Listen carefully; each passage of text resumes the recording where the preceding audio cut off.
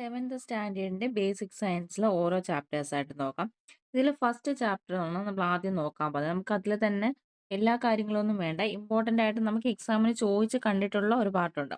അതിനെക്കുറിച്ചൊന്ന് പറയാം. അപ്പോൾ ഇതാണ് വിളയിക്കാം 100 മേനി. ഇതാണ് ഫസ്റ്റ് ചാപ്റ്റർ. ഇതിൽ നിന്ന് നമുക്ക് 1-2 ക്വസ്റ്റ്യൻസ് നമ്മുടെ എക്സാമിന് കണ്ടിട്ടുണ്ട്. അപ്പോൾ ആ ക്വസ്റ്റ്യൻസ് ഏതൊക്കെയാണെന്ന് നോക്കാം. നമുക്കിതിൽ കുറച്ച് സങ്കരയിനം വിത്തുകളെ പരിചയപ്പെടാം. മുളകിന്റെ സങ്കരയിനം വിത്തുകളുടെ പേരെന്തൊക്കെയാണ്? ഉജ്ജ്വല, ജ്വാലാമുഖി. അതുപോലെ പയറിൻ്റെത് ജ്യോതിക, ഭാഗ്യലക്ഷ്മി.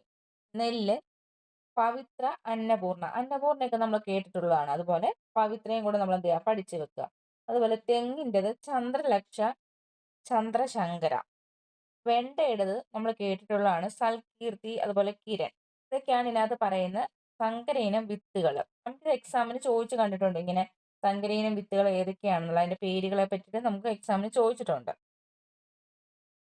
ഇതിൽ നമ്മുടെ കേരള കാർഷിക സർവകലാശാലയെ കുറിച്ച് പറയുന്നുണ്ട്. മണ്ണൂത്തി, തൃശ്ശൂരാണ് ഇതിന്റെ ആസ്ഥാനം വരുന്നത്. കേരളത്തിലെ ഏറ്റവും പ്രധാനപ്പെട്ട കാർഷിക ഗവേഷണ കേന്ദ്രമാണിത്, കേരള കാർഷിക സർവകലാശാല എന്ന് പറയുന്നത്. ഇവിടെ വിവിധ ഇനം വിളകൾ, അതുപോലെ മൃഗങ്ങൾ, പക്ഷികൾ മുതലായവയെ കുറിച്ചുള്ള ഗവേഷണങ്ങളും വിജ്ഞാന വ്യാപന പരിപാടികളുമാണ് മുഖ്യമായിട്ടുള്ള പ്രവർത്തനങ്ങൾ എന്ന് പറയുന്നത്.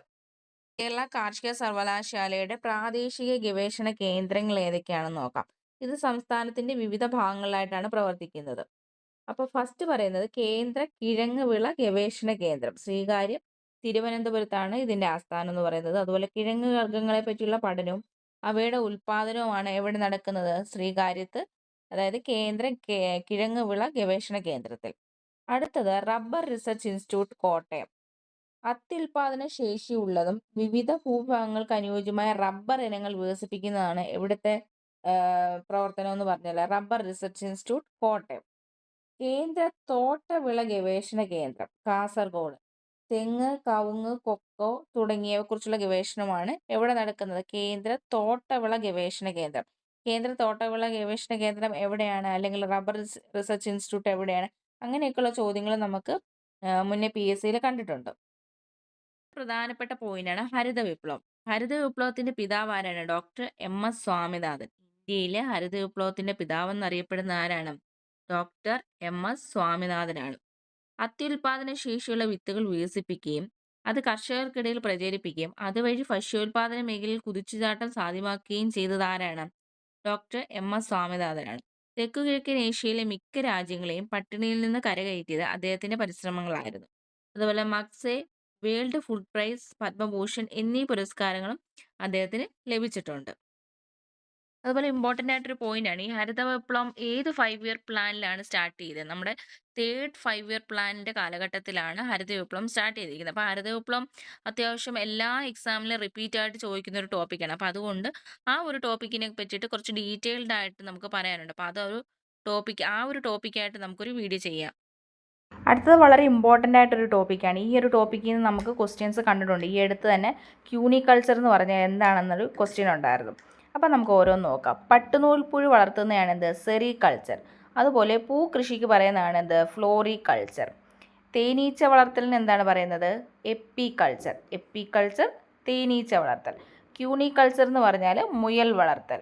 അതുപോലെ കൂൺ കൃഷിക്കാണ് മഷ്റൂം കൾച്ചർ എന്ന് പറയുന്നത്. കൂൺ കൃഷി, മഷ്റൂം കൾച്ചർ. കോഴിക്കൃഷി നമുക്ക് എല്ലാവർക്കും അറിയാലോ, കേട്ടിട്ടുണ്ടല്ലോ, പോൾട്രി ഫാമിങ്. അതുപോലെ ലൈവ് സ്റ്റോക്ക് ഫാമിംഗ് എന്ന് പറഞ്ഞാൽ കന്നുകാലി വളർത്തൽ.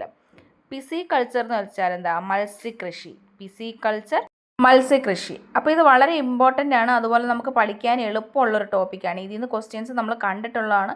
അതുകൊണ്ട് വളരെ ഇമ്പോർട്ടൻ്റ് ആണ്. ഇതിലിപ്പോൾ വന്നിരിക്കുന്ന ഒരു ചോദ്യം നോക്കിക്കേ. താഴെ തന്നിരിക്കുന്നവ ഉചിതമായ രീതിയിൽ വരച്ചു യോജിപ്പിക്കുക.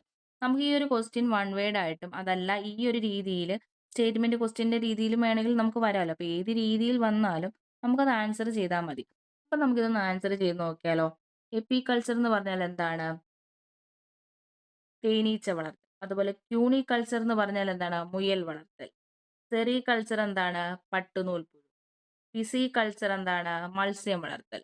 അപ്പം ഈ ഒരു ചാപ്റ്ററിൽ നിന്ന് നമ്മുടെ PSC ചോദിച്ചിരിക്കുന്ന അല്ലെങ്കിൽ ഇമ്പോർട്ടൻ്റ് ആയിട്ടുള്ള പോയിൻറ്റ്സ് മാത്രമാണ് ഞാൻ പറഞ്ഞിരിക്കുന്നത്. അപ്പോൾ നിങ്ങൾ ഇതുപോലെ ടെക്സ്റ്റ് കളക്ട് ചെയ്തിട്ട് അതിൽ ഇമ്പോർട്ടൻ്റ് ആയിട്ടുള്ള പോയിൻറ്റ്സ് മാത്രം മാർക്ക് ചെയ്ത് വെച്ചാൽ നെക്സ്റ്റ് ടൈം അല്ലെങ്കിൽ റിവിഷൻ സമയത്ത് നിങ്ങൾക്ക് എന്താണ് കുറച്ചുകൂടി എളുപ്പമായിരിക്കും. ആ ഒരു മാർക്ക് ചെയ്തത് മാത്രം ഒന്നുകൂടെ ഒന്ന് പഠിച്ചു കഴിഞ്ഞാൽ നമുക്ക് പെട്ടെന്ന് നോട്ട്സ് കവർ ചെയ്യാനായിട്ട് പറ്റും.